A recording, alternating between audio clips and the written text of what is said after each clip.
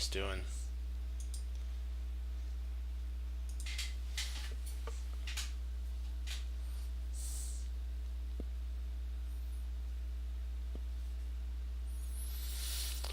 Let's see here.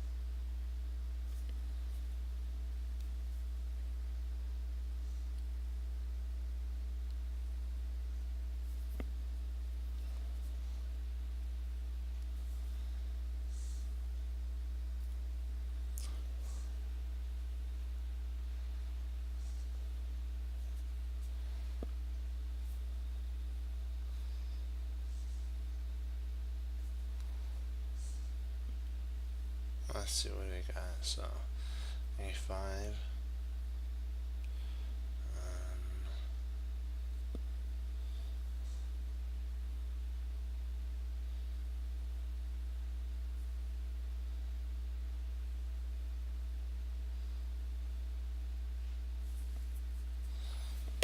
Trying to see if knight takes g6 is an idea, and then f takes g6, queen takes g6, check.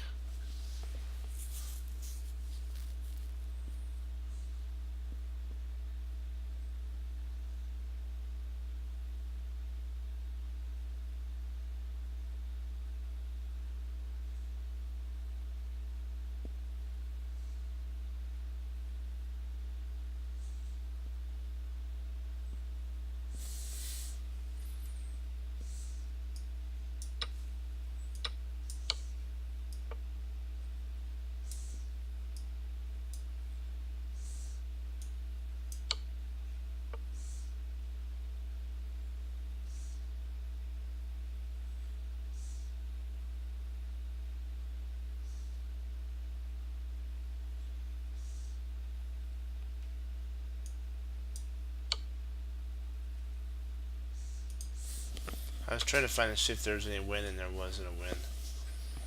There was no win there, guys.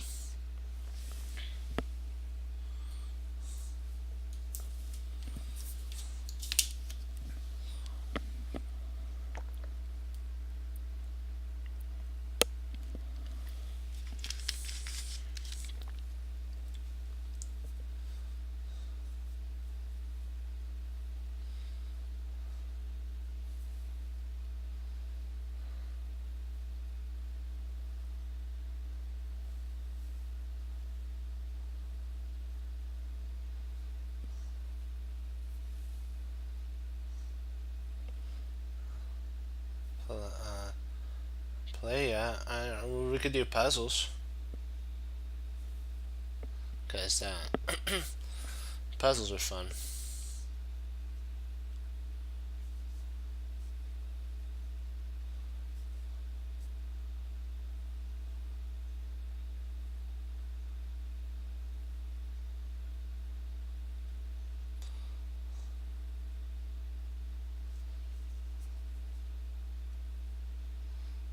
Let's see.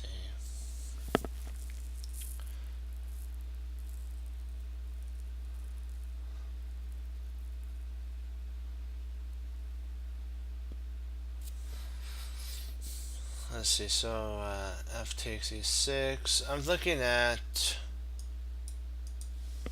queen, not queen, sorry, knight takes e6, check. Oops. Check, there we go. And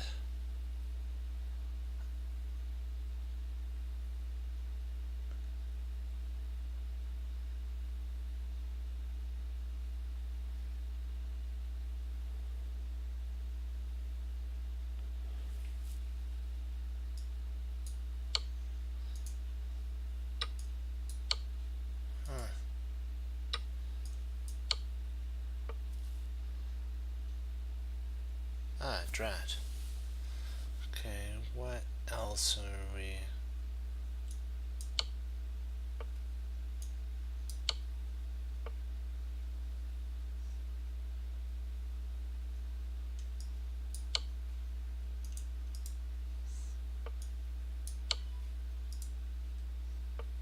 Ah, no, it can't be. Oops, not that.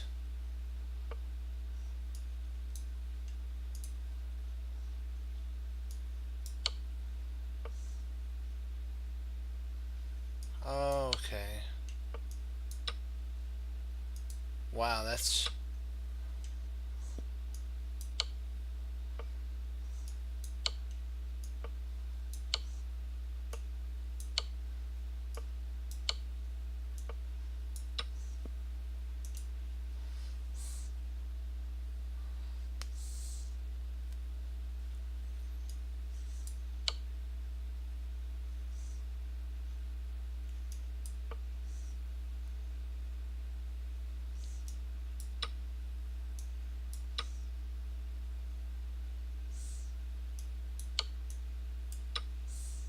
See, it's these passed pawns that are the problem.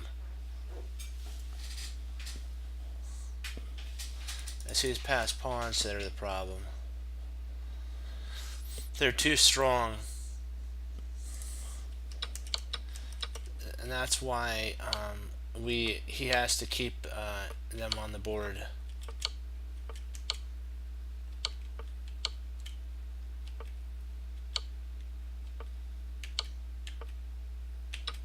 Now after takes, and then we castle. Now we have our 3 passers, our 4, and we have enough compensation for these here. I kind of understand now why that's what it is. We have our 3 and our king safer, and we have a queen that's enough to hold these pawns at bay. Queen, we have enough material. Otherwise, we wouldn't have had enough material.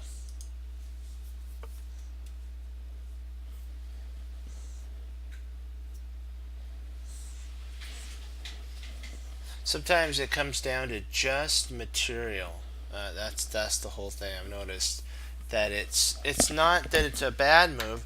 It's just, do we have enough material to implement our plan and stop our opponent's plan? And it comes down to, at a certain level, to counterplay. How much counterplay our opponent has, and can we stop his counterplay? That's what actually all that check was. Yes, we won a queen in the process, but by winning the queen, it stopped his counterplay of his 2 pass pawns connectors going down the board.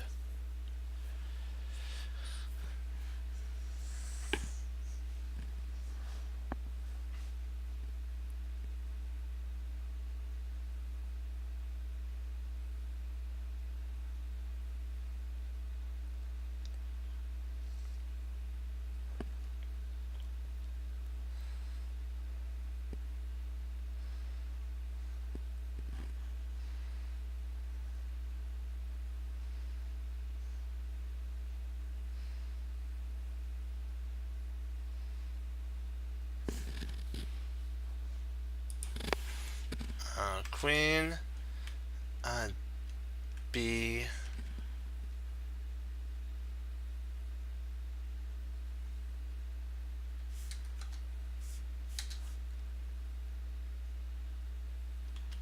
Say queen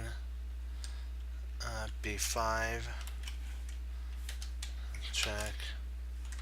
Knight C6. And queen F5. Check. And we can start some attacking positions.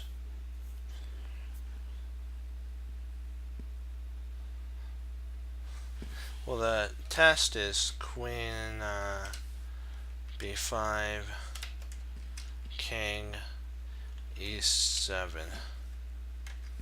I think that's what he might play.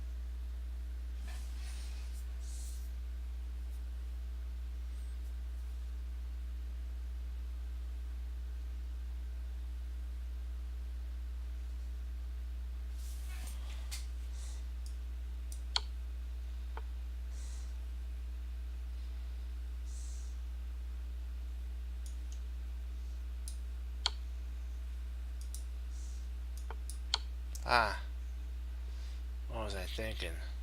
Drat. I was thinking this. I don't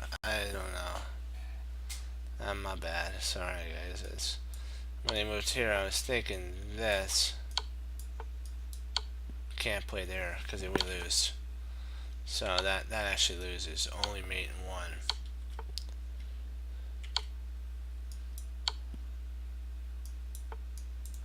Oh, it's not there.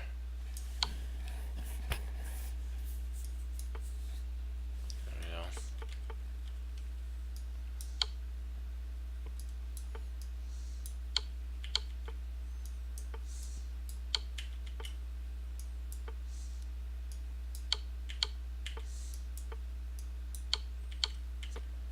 So mate all around. That's my fault there. Sorry, guys.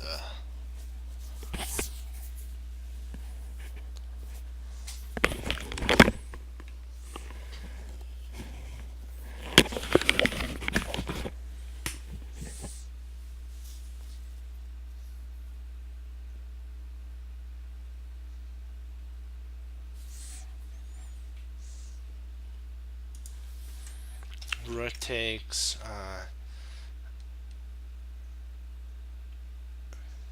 f6.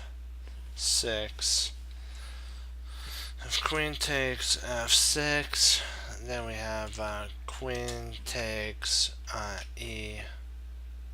d7. Check. King. So f8.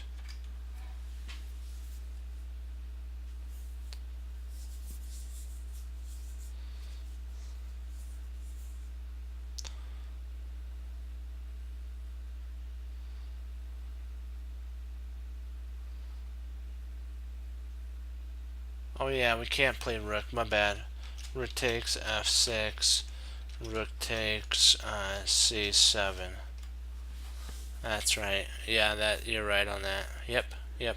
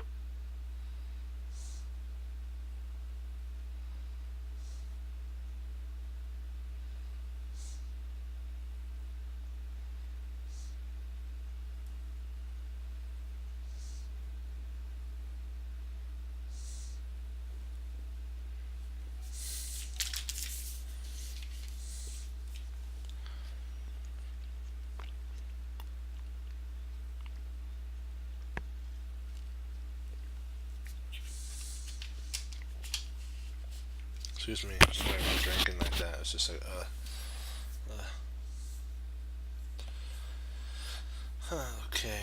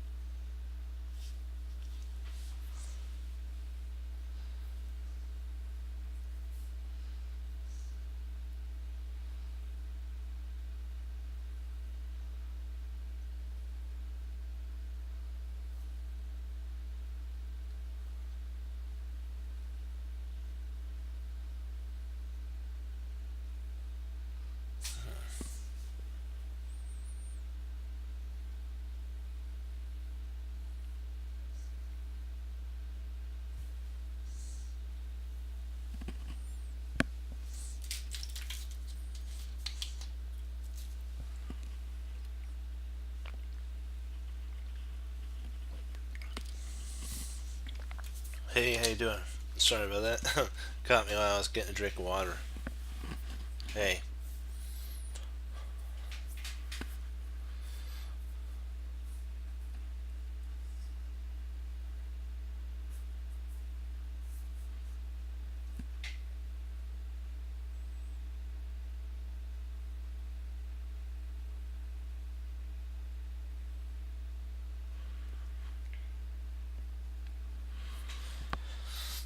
Okay. Excuse me. Let me see here.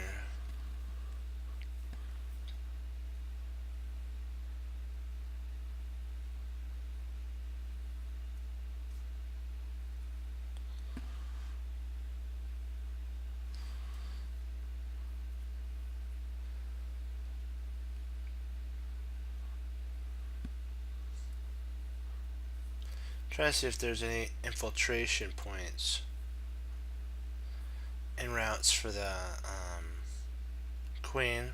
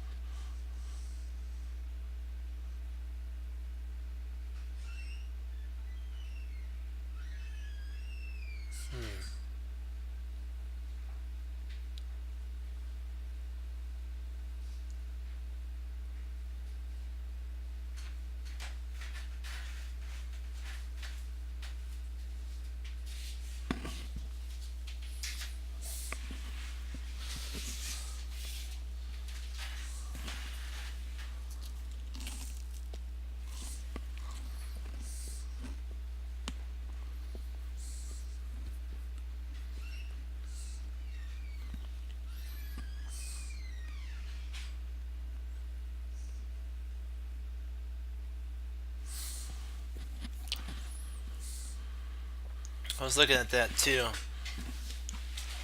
47, I was looking at that too. But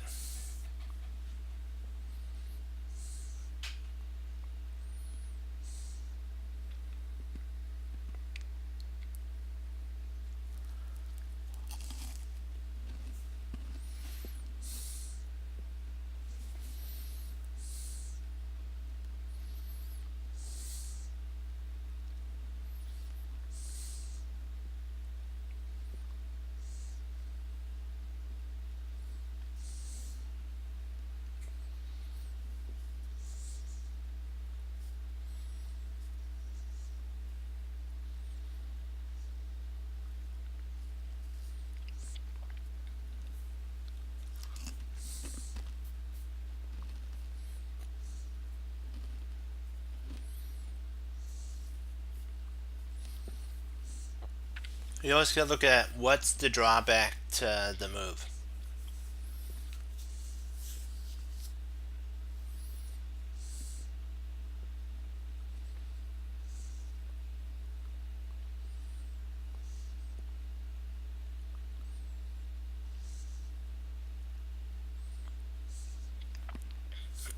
Excuse me. Um,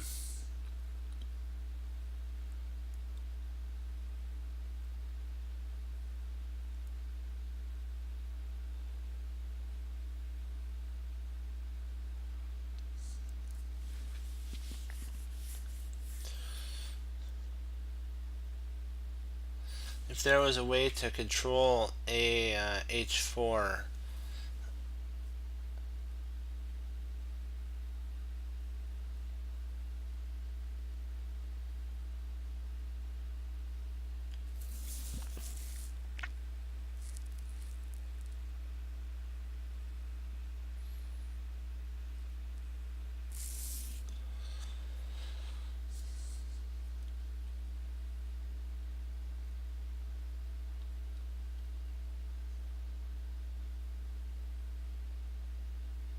Sometimes we have to look at you have to look at all the pieces. Hmm. let's see. With bishop takes f4, there's two takes for white.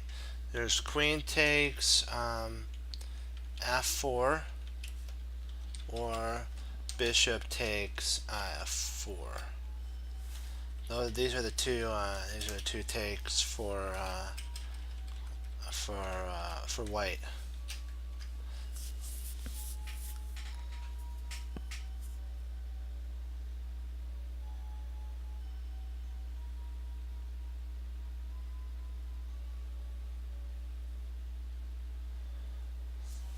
Those are the two takes.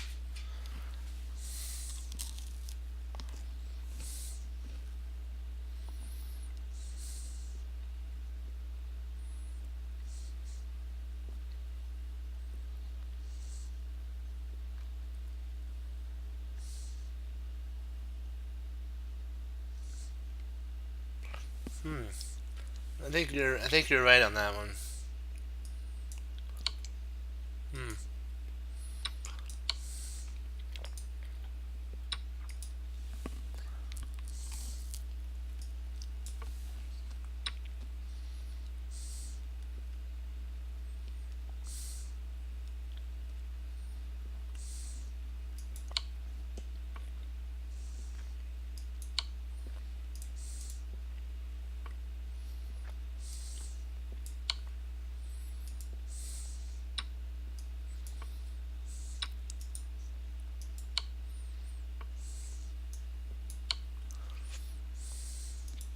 So we were right.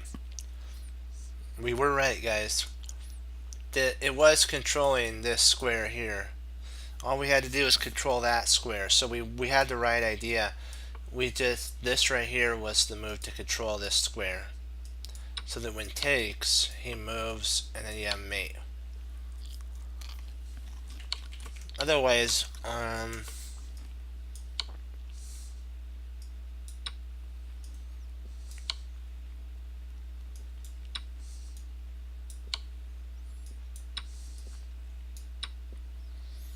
he's up a piece.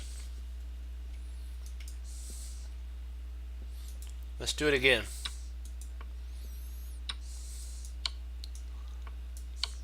There we go.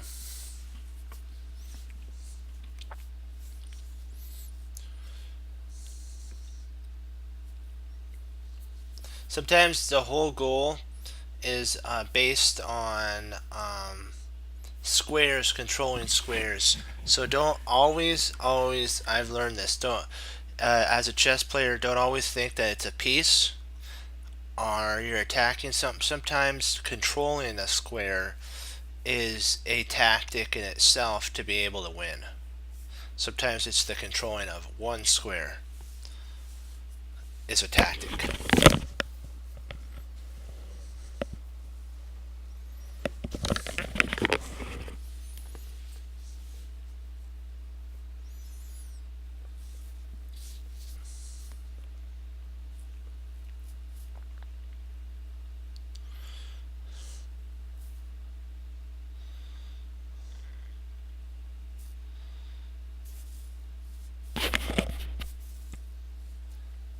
So F3, okay.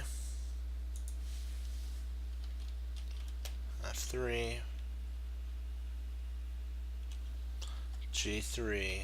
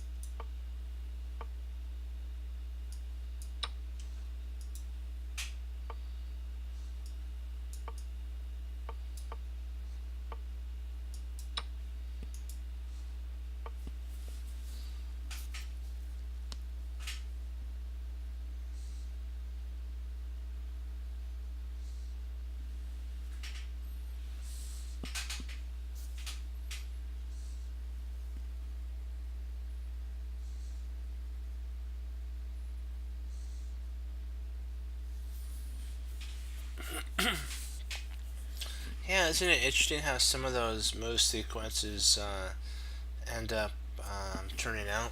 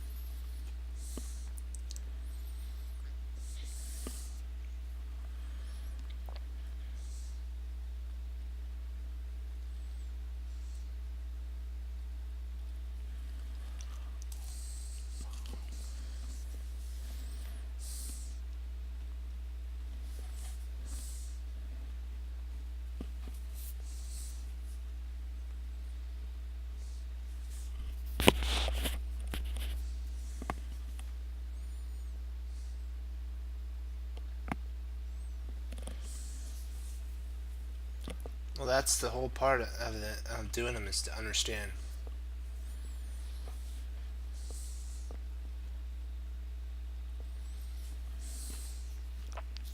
Excuse me. But hmm.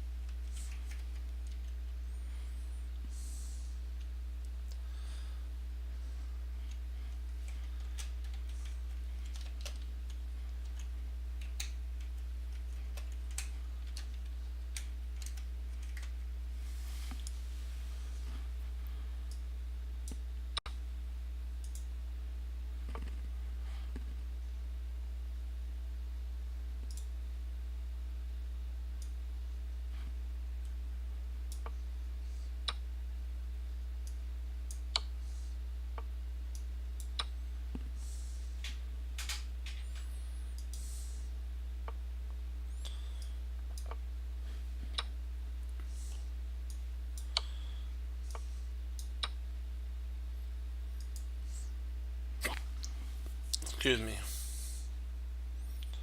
Let me see here.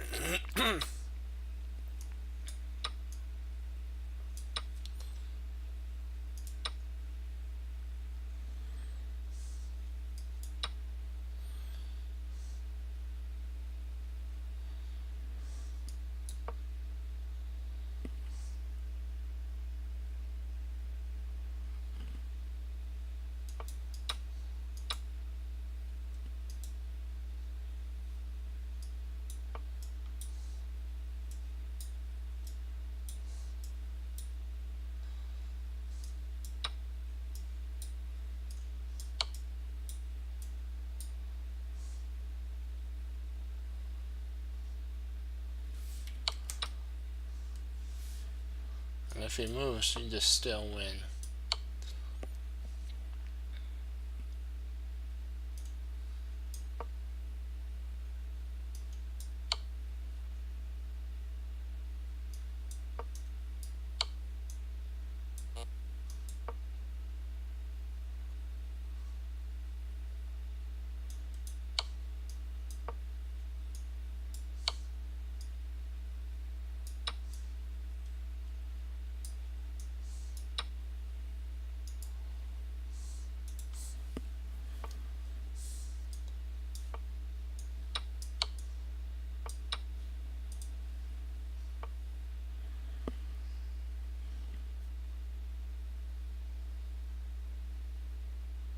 I thought for surety it would be the knight, takes the two pawns and then the pin, but I didn't see e5 can block it.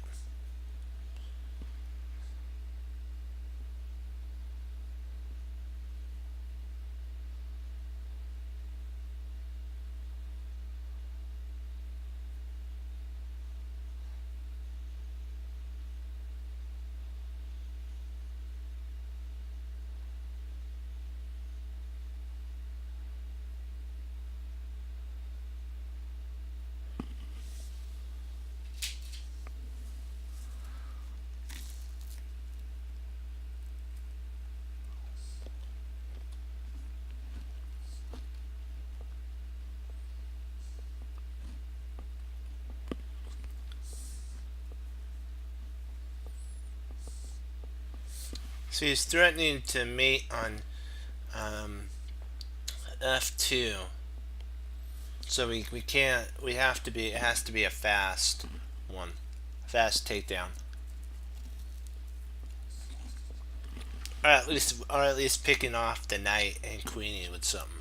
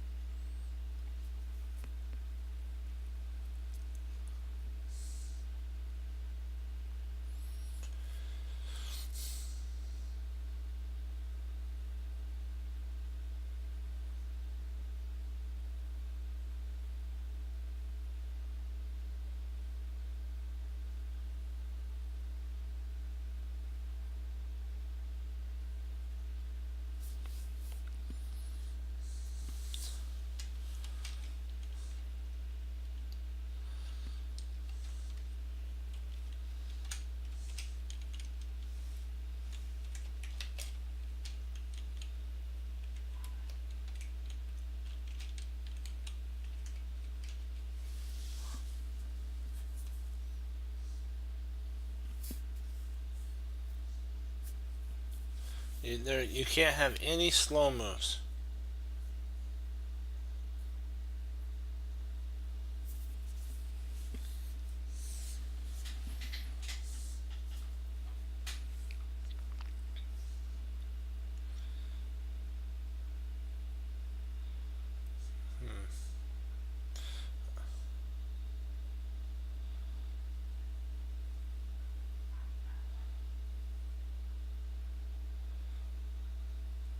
There's actually three checks. There's king d8 check, or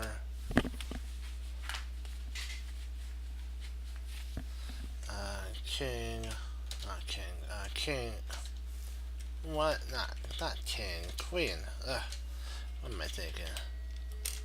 Queen e8 check, or queen e6 check.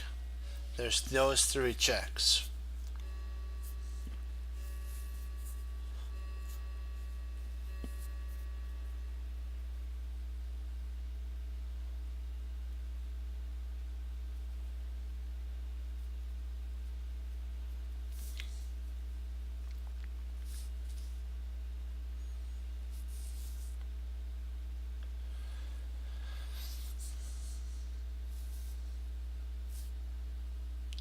Let's see, d8, queen d8 check, king f7. If it was king f7, we have knight check, which then pulls the knight away.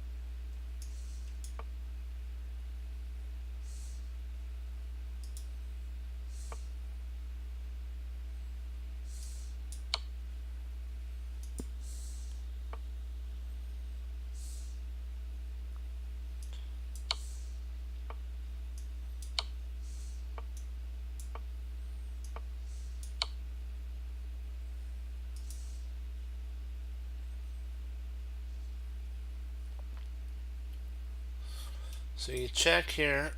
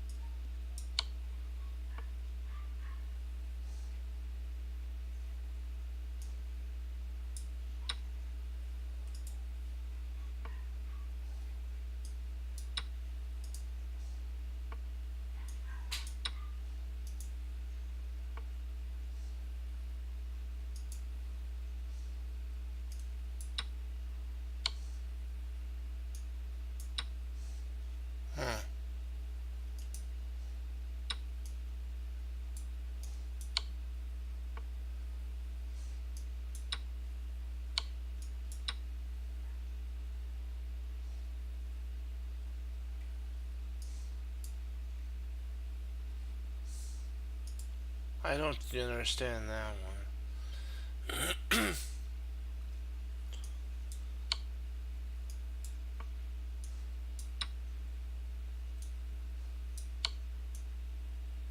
Oh, I gotcha. The rook can... forgot about that. A little too fast there, not bad. I forgot this was defended. So you have to remove that first. And then after it takes...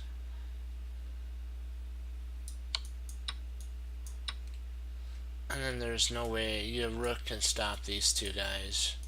And the king come in and grab that. Okay, gotta keep that in my repertoire of thinking. Slow down and then make sure that the moves are 100%. Sorry about that, guys.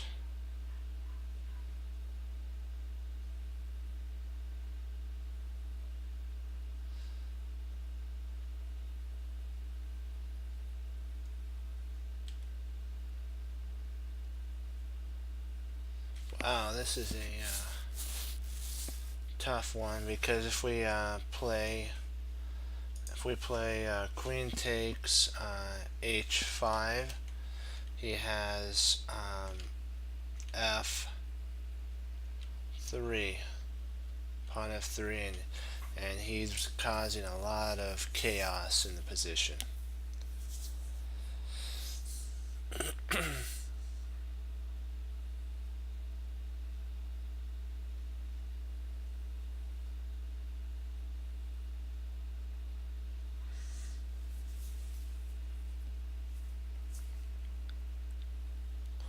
Because f3 opens up a checkmated idea. So if we take here, f3 opens up a checkmate here and a checkmate here, and I don't believe it could be really parried.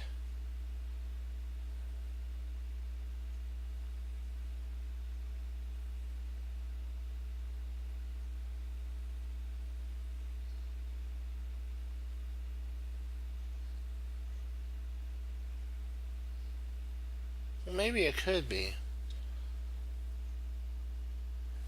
Maybe I'm wrong.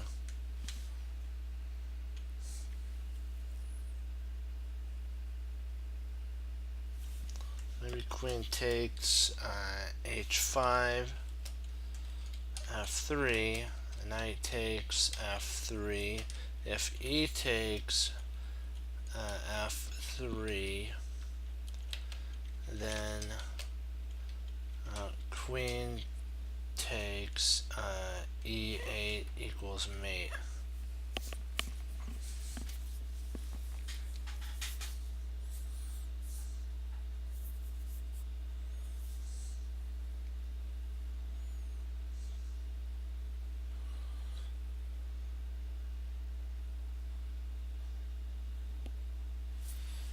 Let's recheck that again.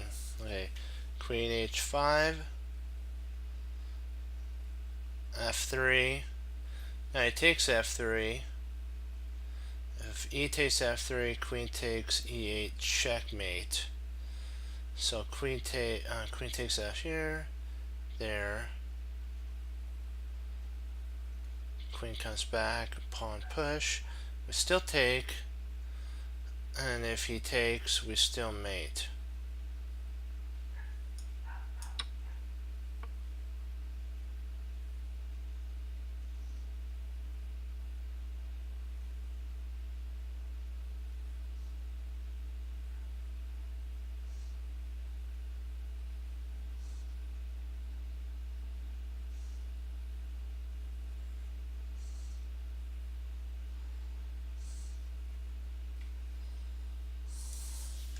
Queen,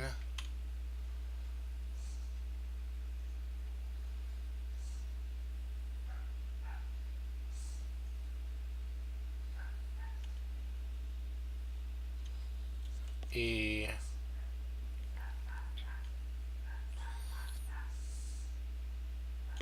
two, I believe.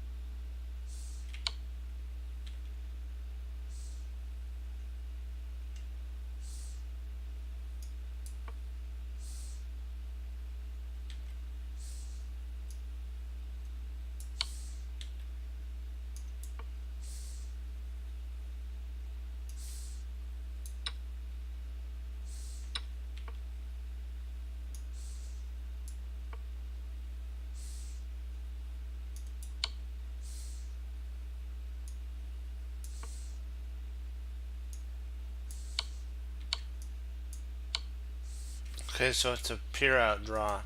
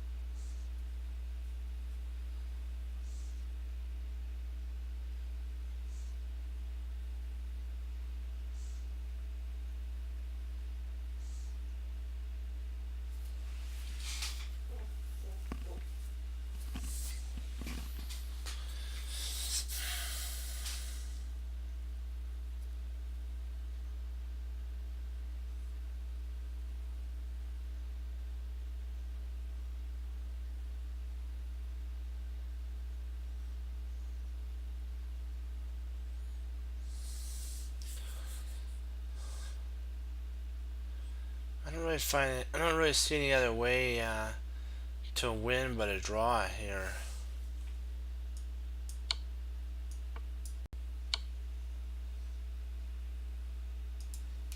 There's no other way. There's no way to win but a draw.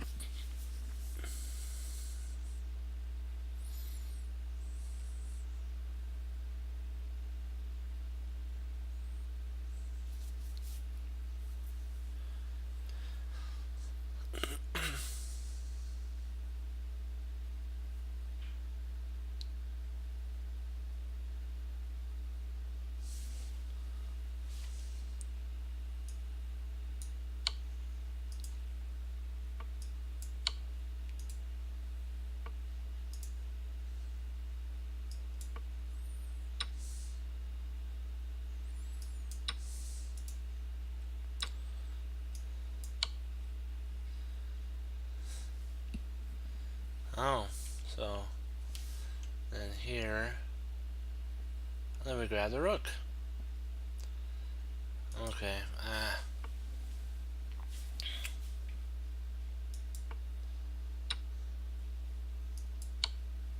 he moves and we grab the rook.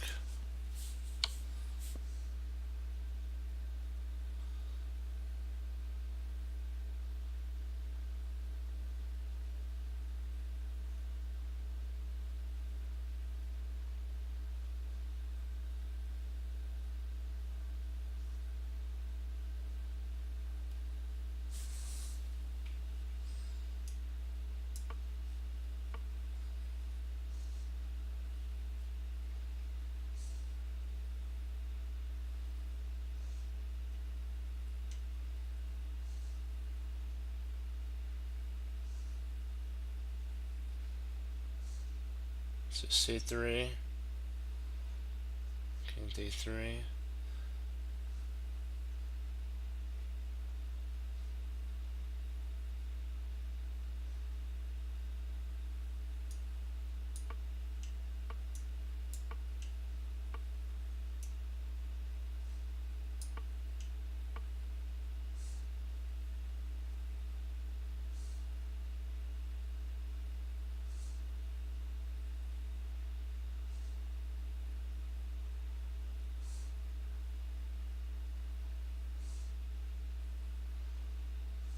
So b2, there, check, there, and he doesn't have enough time, and it queens.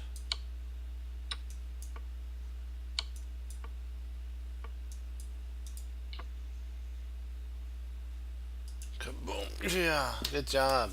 Good job, good job, good job, guys. Great job.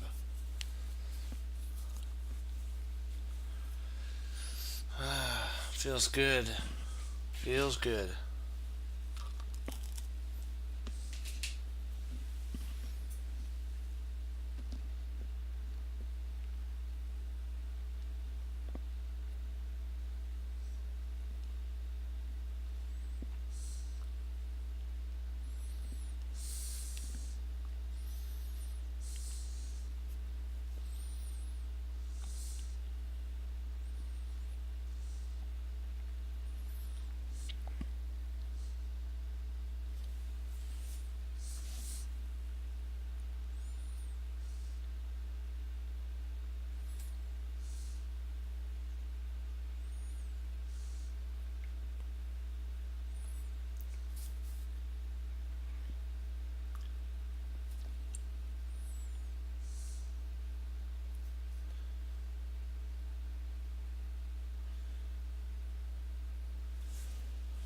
Check.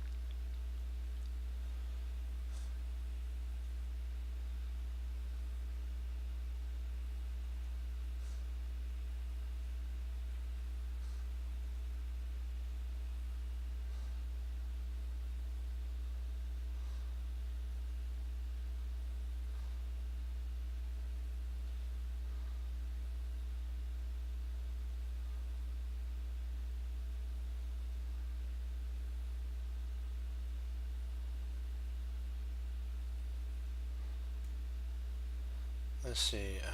Bishop e7. King takes, push.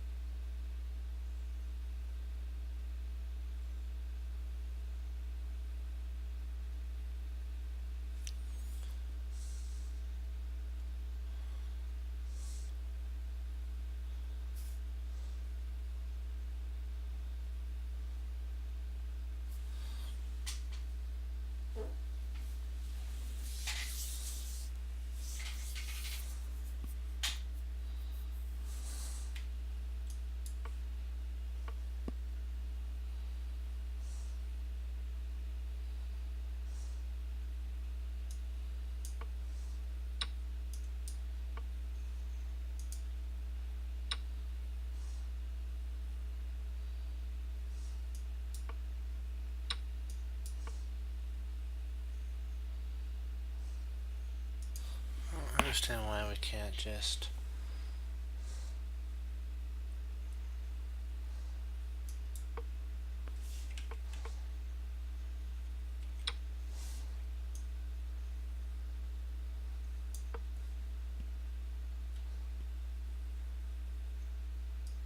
Oh, because they could just take.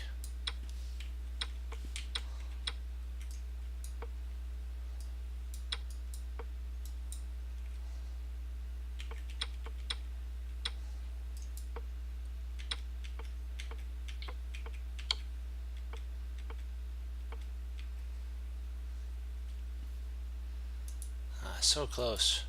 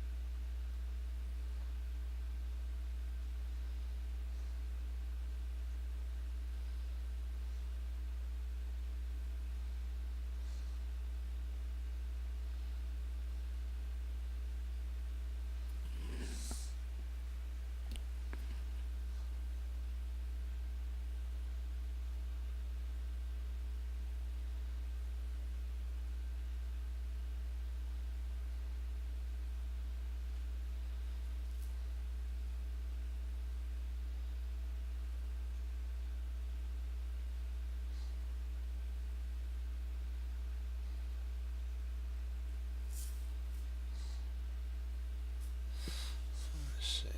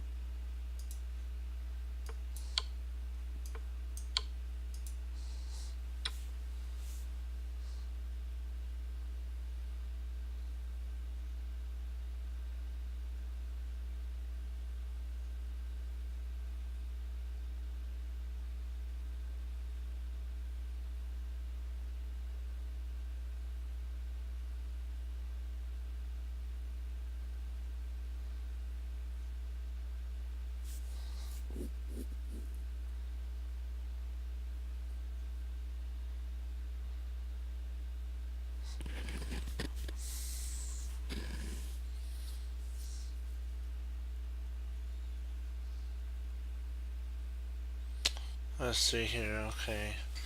What I'm looking at is there's a couple takes, like H takes G6,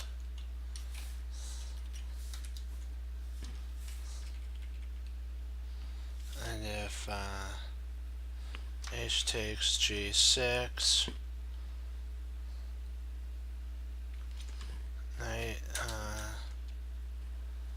knight takes G6, and F takes G6.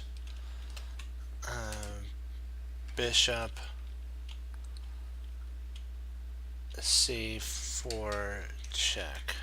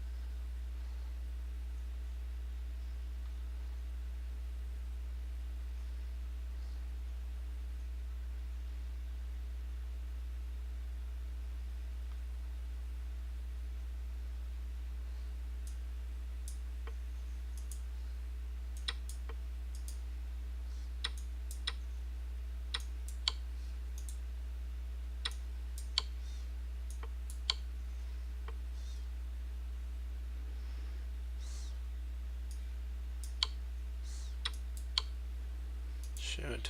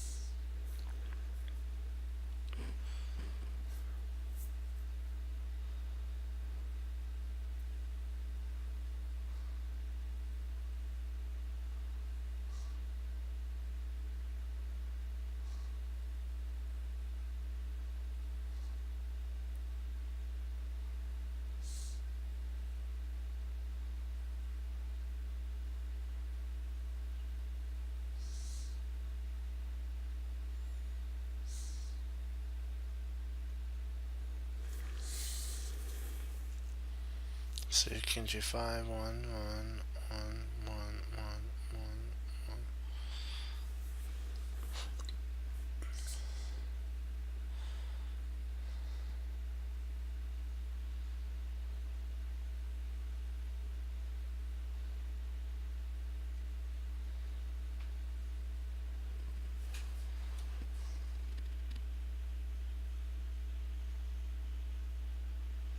Yeah.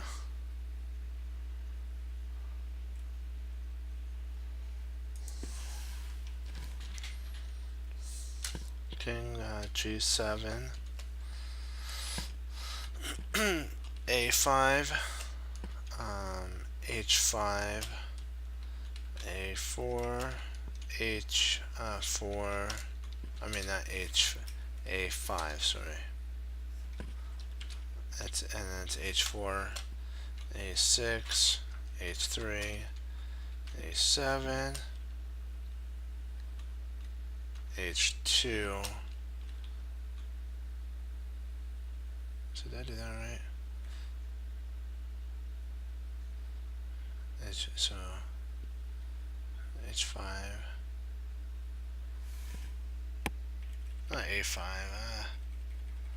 That's the problem. a6, a7, a8 equals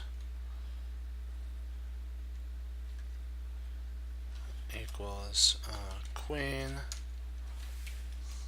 h2, and I'm not sure after that because the king guards the h8 square.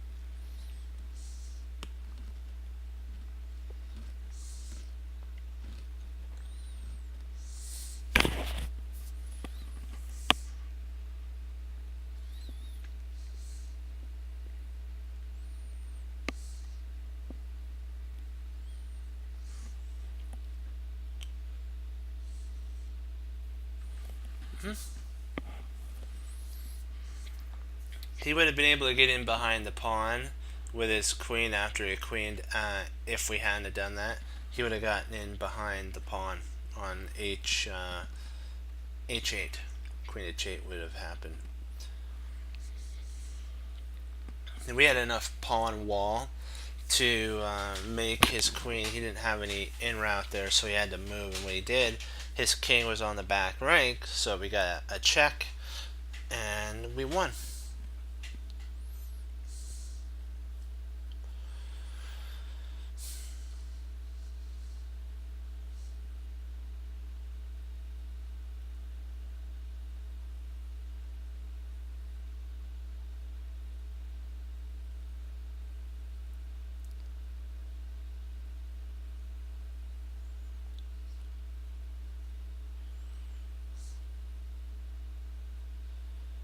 Let me see. He's almost checkmated. All we have to do is find a move line that would mate him.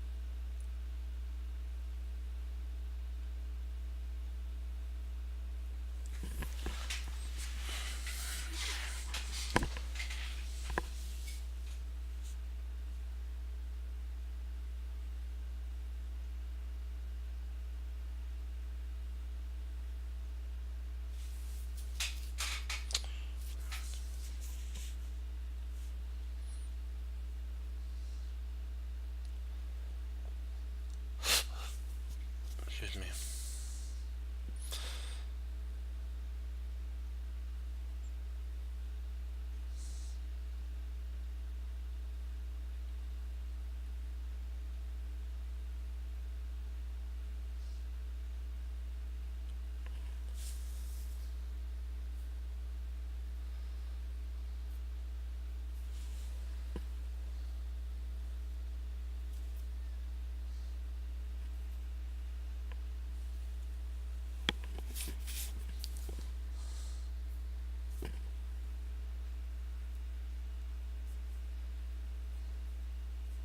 Drat, let me see. What? Oh, what can we do here?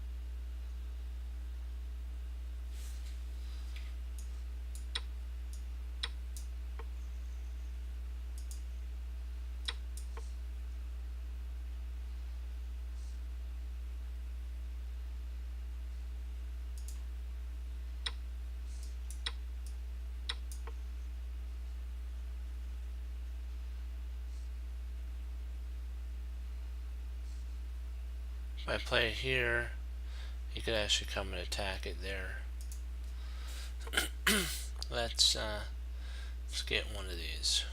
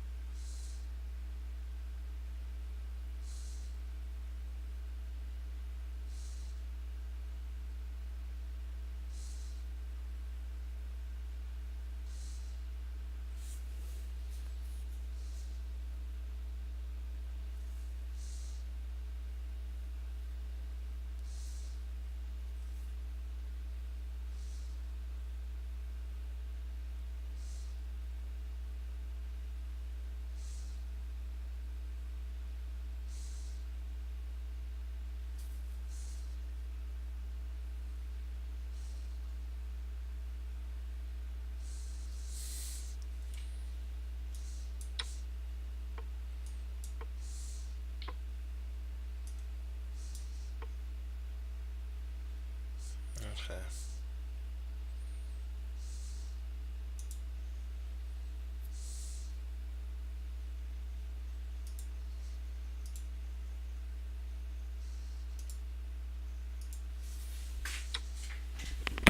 Right back.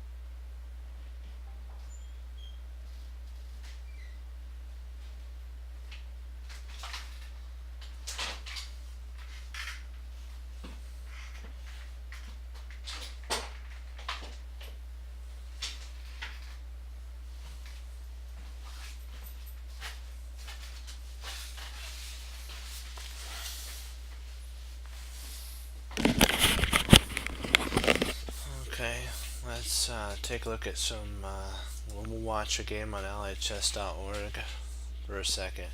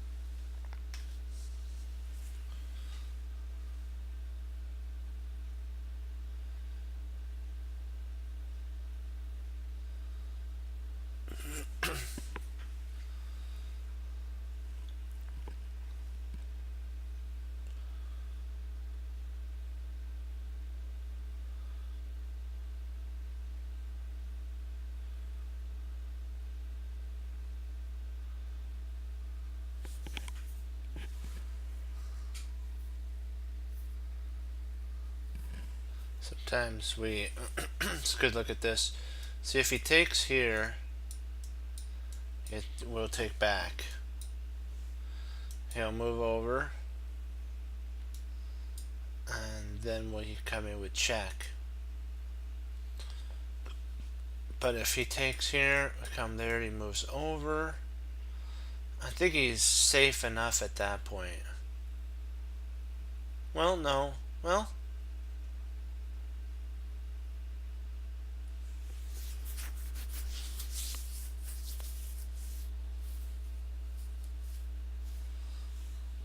he'd have to play queen here, queen there.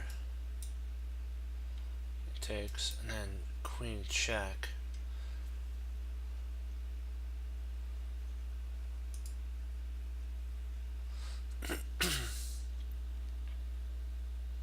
Now this is a vital moment here. I believe this might have been a slight inaccuracy. Let's take a look.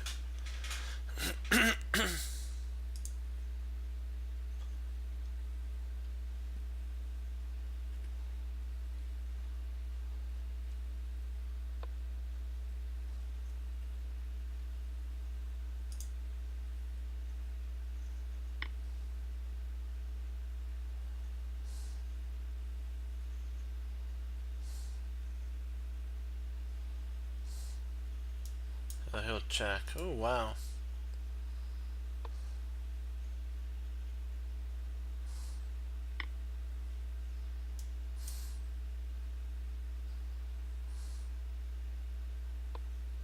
Now he'll check here. He'll come here. A6 or A5.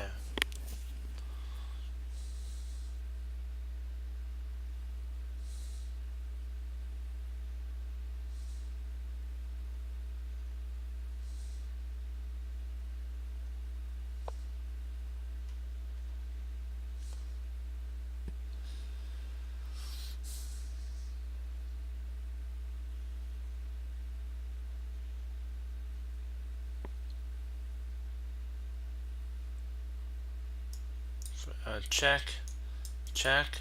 He comes up, and then knight comes in. I believe he's almost got. Oh wow, he did that. That does threaten mate though, so that was a good move.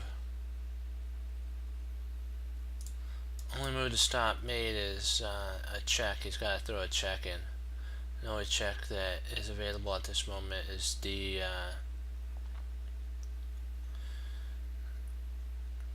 or it could run.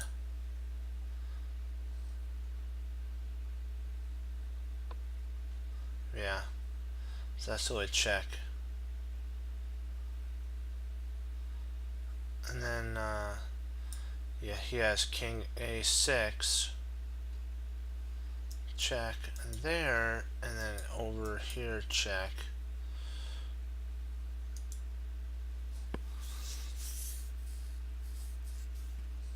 I'm almost considering this a draw, close to almost the proper play.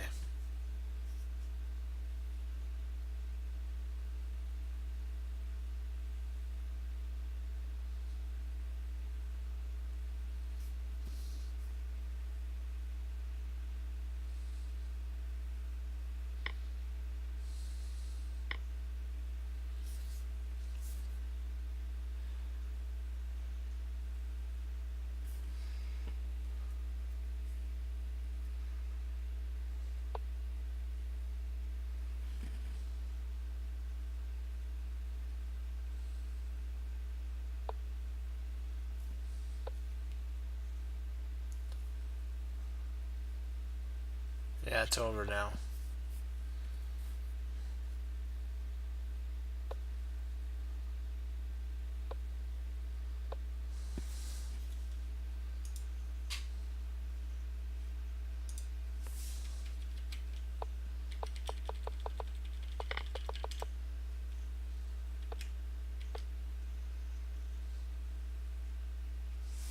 I was thinking that this might be an idea here.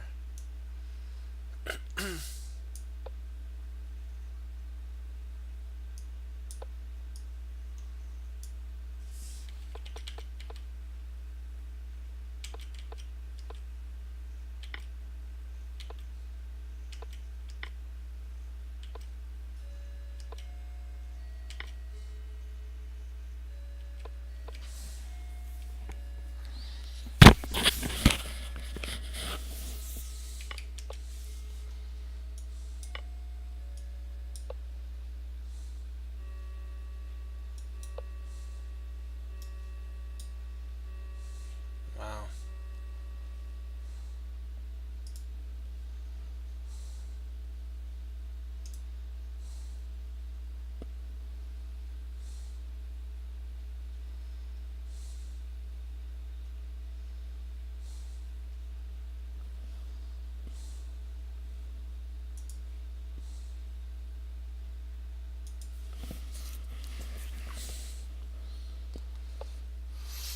Okay, we'll do a Magnus, the Fabi Magnus game. So e4, c5, knight f3, knight c6, d4. This is the open Sicilian.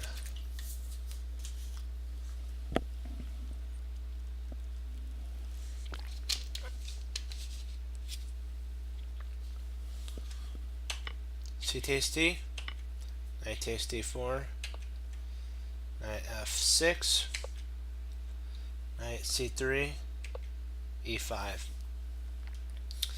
And at this point, there's a couple lines that you can go down. You can actually go down takes, and then it leads into a line like this with black fighting for the center with d5.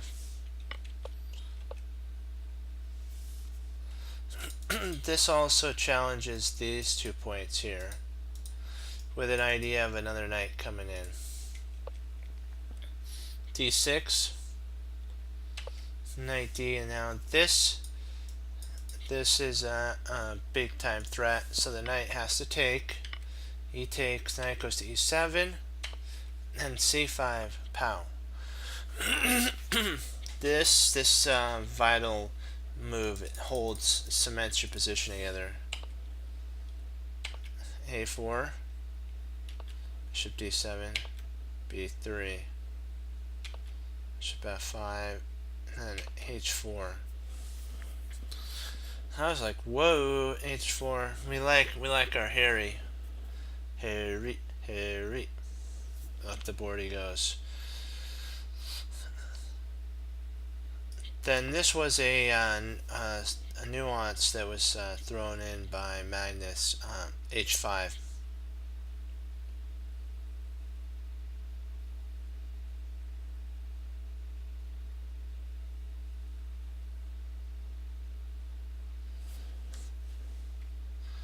I don't know, I think I would have thrown this in, but I think the plan was bishop e4 at that point, attacking the rook. So we don't want to do that.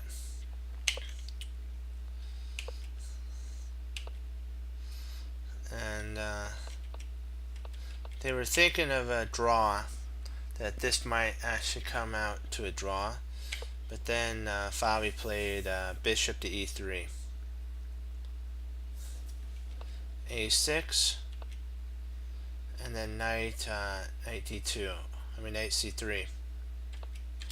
So the idea is to play e5, e4, and then en route the knight to e5 and try to get a pawn onslaught coming down the board. Queen c7, g3, bishop e7, f3. This was the first move that was questionable in the position. It was considered a dubious move because you're weakening your king side, and it's a lot easier for black to castle and become safe. This does, though, like what they were talking about, stop this because of takes, and it would cause a problem for the bishop. So Gary did not like this move here. He was like, what? He was saying that potentially the best idea would have been bishop to g5 with takes and then takes, but we have to also keep in mind that potentially a trade-off of this here and maybe a pawn push, and then they'll say what did he actually get in that line, like here, and if you try that, then he loses to that. So you can't do that. But that's he's saying that this right here, this was actually the best line for black. I mean for white. Knight f8. Now this got an exclam with Sam Shanklin's notes, because Magnus notices that his knight's a bad piece. So he's just going to reroute it in to c5. So again, potentially this, Gary also talked about this move here was an interesting move as well, because he says he didn't understand why at the beginning. Sorry, this is the move, I apologize, right here. When this, he was talking about f6 before Fabi played f3. That was right. Because this move right here provokes the f6. f6 is huge. It kind of throws a kink in black's works.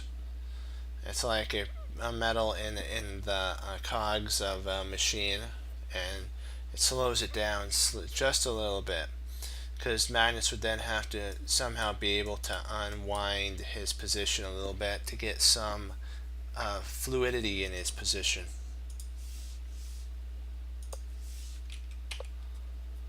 So a knight, and this was like, he's like, I just don't understand why Fabi doesn't just play that. That's what he was saying on there when Maurice and Jennifer and Yazzer.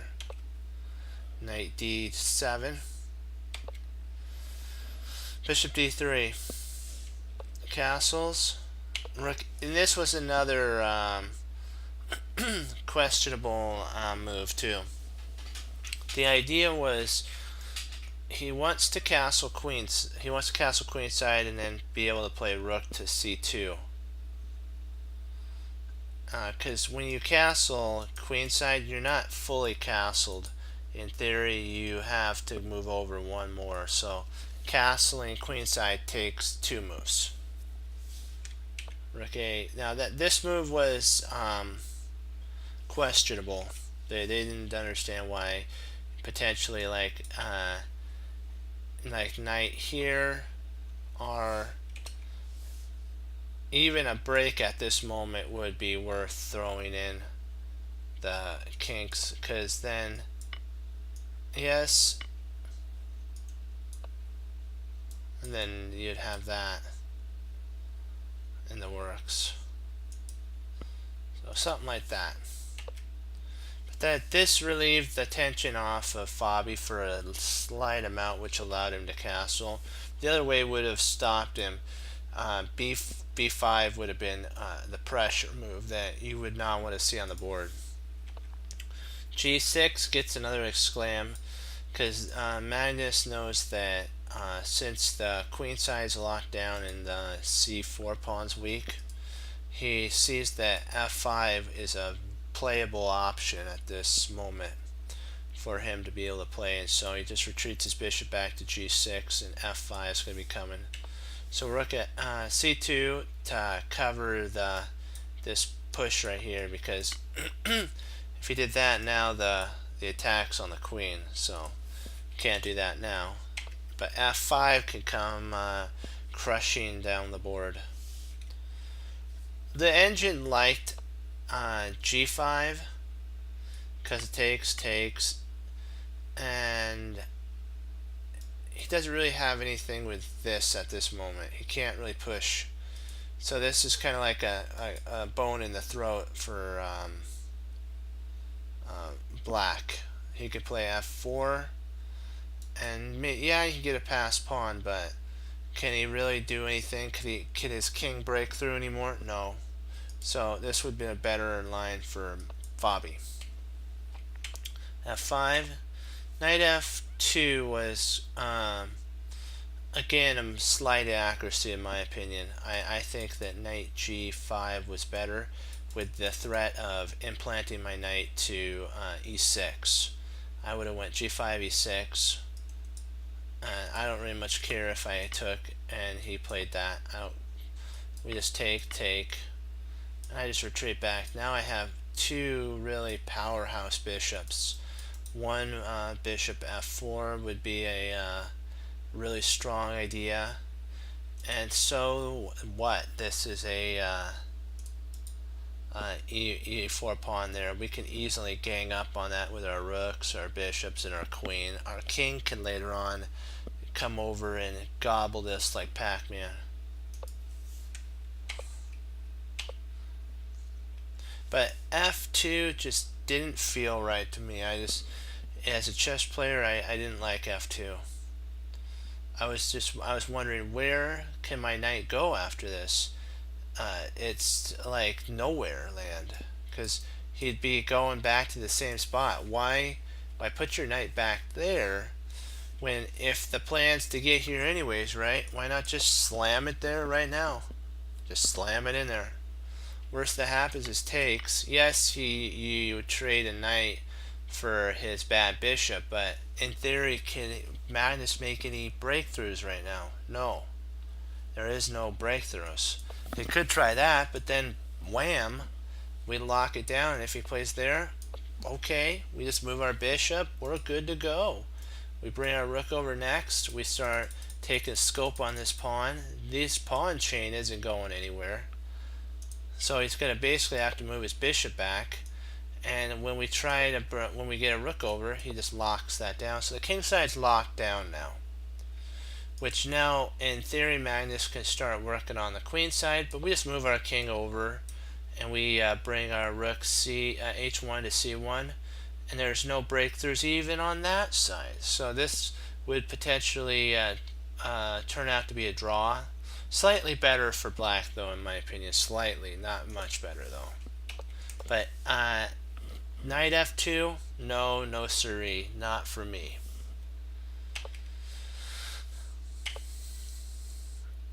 F4. Now this was a gut wrencher move right here. It's like, oh, if you can get a knight implanted in there, oh. A5. Now, oops, sorry. A5. This one got a double question because they were wondering, what does this move have, because it has no real point in the play. Later he was saying that it had to do with locking down. Maurice Yazzer and Jennifer said it was all based on locking this queen side down and then starting to play more towards the center with a lockdown position like this, having these pawns like that. But queen d2, which this move helped white, because white's position is all, if you want to think about it, it's like a trash compactor. He's all compacted, and it's like, how do you unwind a tin can that's been, smashed in? And Fabi, I always think of, because we're coming towards Christmas, Christmas lights that are turned into a ball. When you're when you store it in your garage.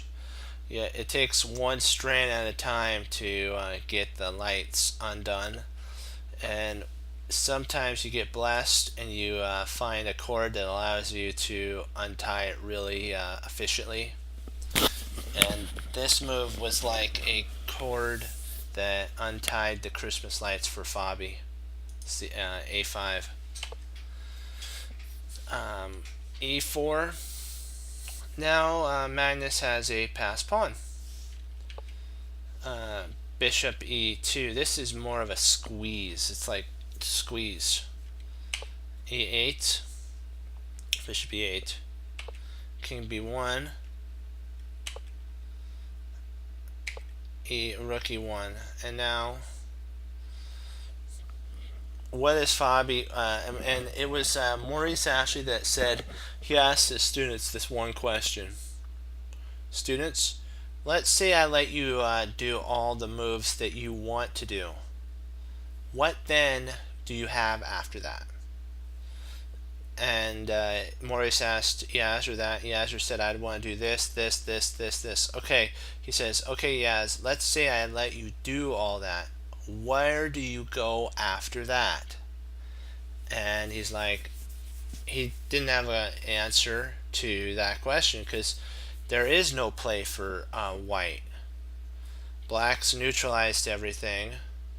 Black really, after A5, doesn't really have anything either. A5 was kind of a null move. It doesn't really play because the whole idea was to keep A6 and then go B5 to pound through the position.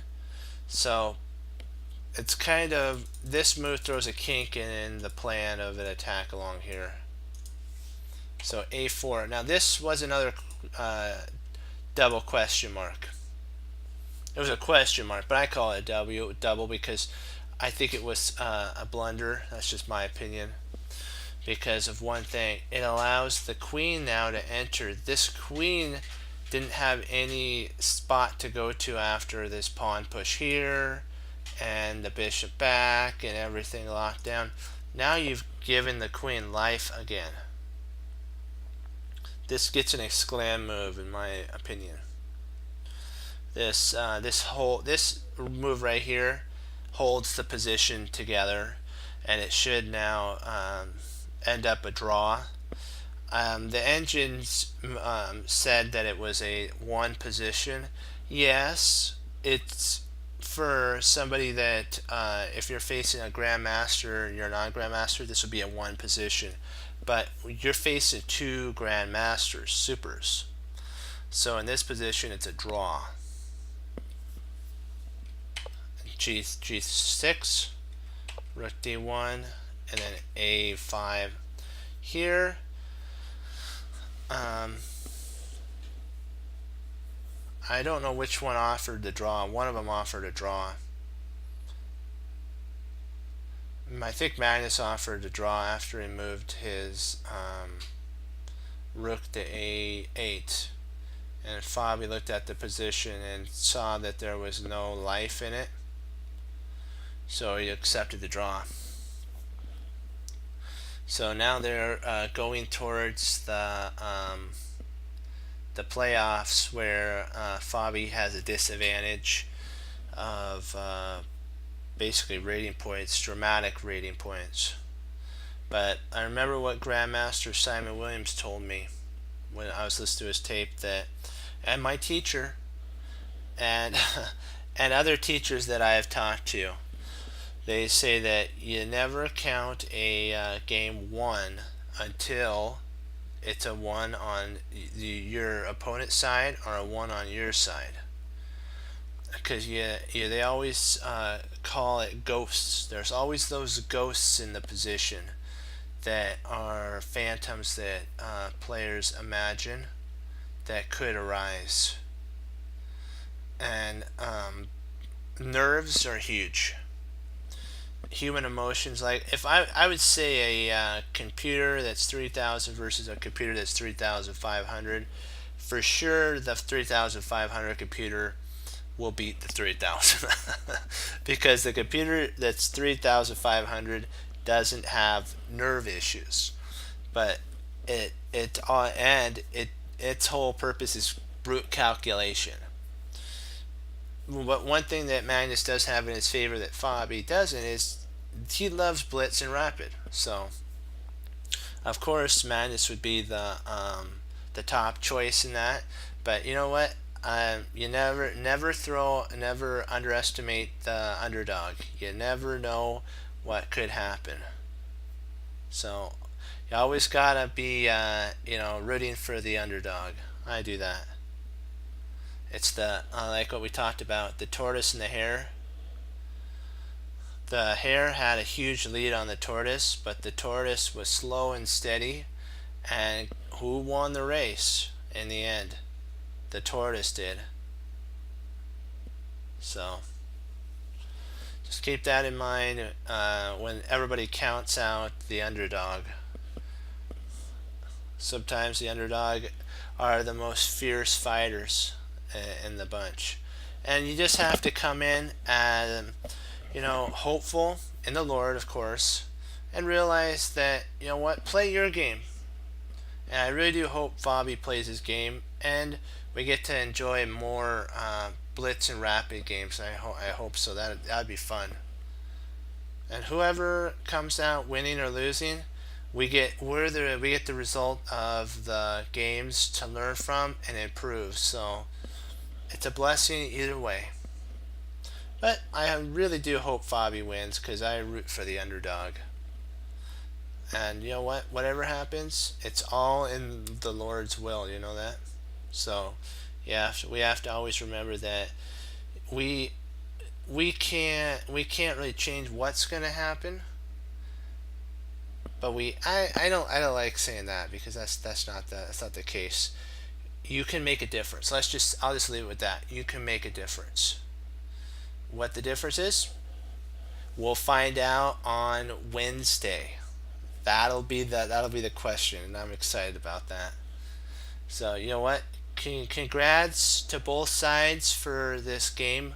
Great played game from both sides. Of course, human error always creeps in. They're humans. Fabi's a human. Magnus is a human, and they make mistakes. But well played game, either way, and we'll get to see more. So we let's see what do I have? Perfect. Do you guys have any questions on this before I log off? I'll give you guys 1 minute to decide.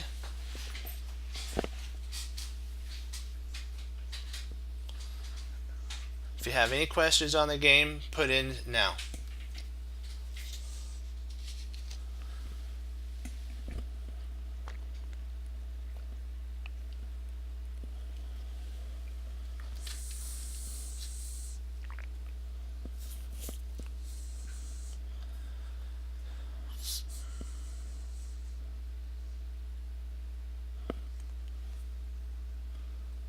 I'm excited to see the blitz and rapid. It's going to be fun.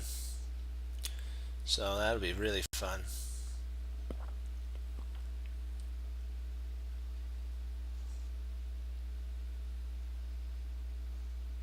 Okay, I'll take that as no. Well, guys, remember that the Lord's given us free choice, so we can choose to be more than conquerors, or we can choose to kind of go in there sad-faced. So never go into a game sad-faced. Even if your opponent may be 500-600 points ahead of you, don't let points get into your head. Play your game. It's chess. It's chess. It's all who has the most knowledge. It's not. It doesn't matter who you are. Anything. It doesn't matter. It's this. It's who comes with more. So if you come in with more, even though your rating may be 500 lower than your opponent, or 600, doesn't matter. You can still win. As long as you follow the principles, don't, like my teacher told me, don't make bad moves. Make sure you have a plan every time you play. And if you don't have a plan, he said, do this. Find a piece that's your worst place piece and move it to a better place. That'll give you a chance and time to think of a plan. So just remember that. And sometimes a plan is letting your opponent sink their own boat. What that means is you don't do anything too abrupt. And your opponents, Ginger said, will actually self-destruct their own position because they're so attackers. They're attack. Jeremy Silverman talked about that. You don't want to have a you have to put aside that unless you have the proper positional setup. Jeremy Silverman said you shouldn't attack. And Grandmaster Simon Williams also said that you should have at least 3 pieces. Except, of course, if it comes down to a queen and a rook versus a king, of course you can mate with 2. Or a rook and a rook can mate a lone king. Or a rook and a king can mate a lone king. So that's just like if there's a lot of pieces on the board, you would need to it corners the king, and then you can optimize those pieces. Even a pawn can be considered a piece sometimes in the position. Doesn't always have to be a bishop, knight, rook, queen. It could be a king that comes in and helps out too as well. But remember, there are no limits. There are plateaus, and we must go beyond them. So just keep that in mind, that it doesn't matter how much further your opponent is down the road, as long as your chess understanding is equal to or greater, you'll at least get a draw or a win. So don't fret. Don't worry when you see your opponent's higher rated than you. That's just because he's been playing longer. Okay. And if you've come prepared, then you've got a lot, as in Doctor Strange, you've got a lot to bargain with, my friends. And you can come to bargain on the table with your knowledge. Knowing is not enough, we must apply. So you can know a lot, but unless you apply it, nothing. You could be willing to have a lot of things happen, but unless you sit down and do them, my friends, no, it's not going to come to pass. And those phrases, those learning lessons that Bruce Lee passed on to us, are exactly what the Lord says to us as well. To be willing to do, and to know, and to apply, and to not be happy where you are. Sometimes that makes complacency, and take it from Here Comes the Boom. We get lethargic. That's a joke. That's a little humor in our learning. So don't ever get lethargic in learning. Keep pushing forward. Always strive for greatness. And I know you, my chess friends, do that. You all keep pushing forward, and you never stop. And you always strive to a more greater and more beauty for the chess. And the one thing that's the most important, and I'll leave it with this, is that you always remember to give back. That's what it's all about. To build it for the next generation, and never dishonor chess. Even if you lose graciously. and take it home and learn from it, and make, because you want to be you want to represent chess. Chess is a strategic game of beauty. It's like it's art on a board. And we would not get upset with art. We would get a picture of it and learn how to do it so that we can design our own artwork. And that's what chess learning is. And that's what this site's about. Getting, putting our mind, which is our art, putting it on the board and making a beautiful example for the next generation. Okay, well, I know your friend Chess Cruncher gave you a lot of wisdom and knowledge there. I hope you take it to heart. And we always talk about how coal under pressure becomes a diamond, and a sword that's properly sharpened can save lives.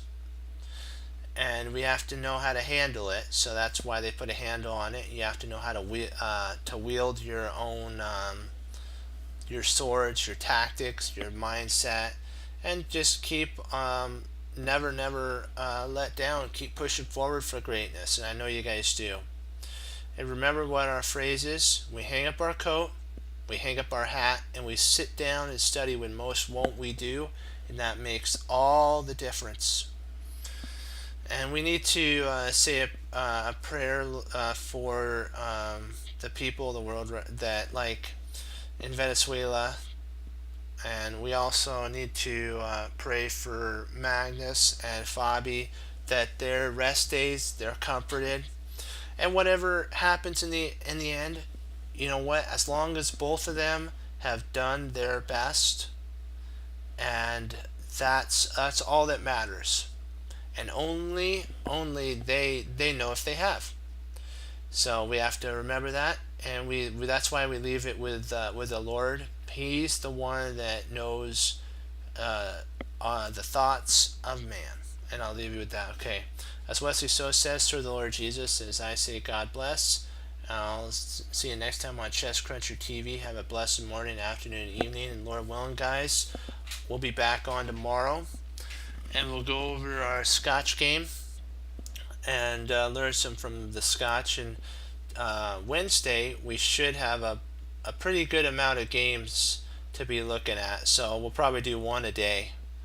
It all depends on how many are played, and if it goes all the way to the 4 minute, 5 minutes for white and 4 minutes for black, then we'll have a boatload of games to go over, and that'll be fun. So stay studying, keep up the good works. 2 thumbs up. Go Team Chess Cruncher. Hoorah, be blessed, and I'll see you tomorrow. Bye bye, guys.